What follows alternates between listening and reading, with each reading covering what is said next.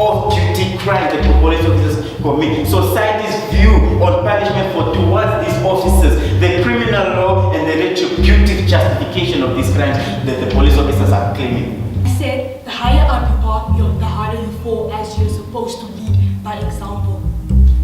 If you do commit these crimes, ladies and gentlemen. So the point of them saying why would we do it again falls flat, ladies and gentlemen, because this is already going to take place with the new recruits that we get, ladies and gentlemen.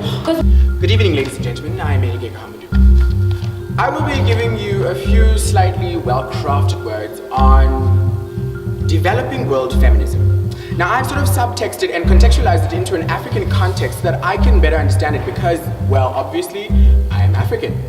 Now, my subtext for this is developing world feminism, nurturing the symbiotic relationship between the boy child and the girl child that become the men and women of our African society.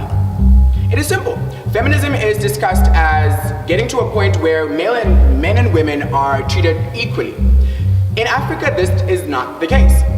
Because of African gender norms and traditions, men treat women as objects, and they are superior to these women.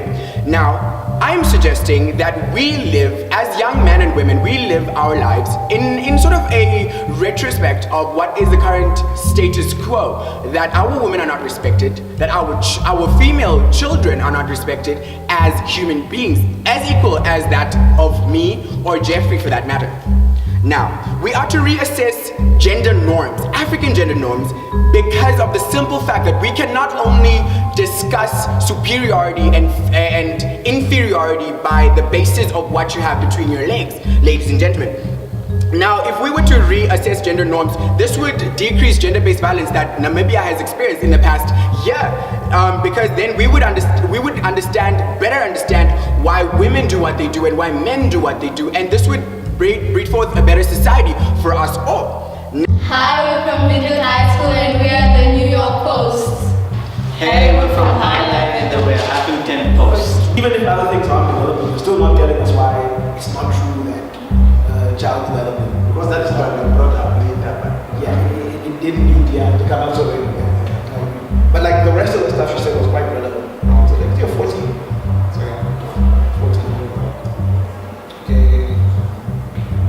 Then you need to do a lot of research, and library as such might not be a good source of information if you take on topical issues happening in a society. You will have to fall onto the media and see what they are writing about. So that's why we want to believe as an institution we want to invest money into you, the future scholars, to be able to separate what is good and what is bad.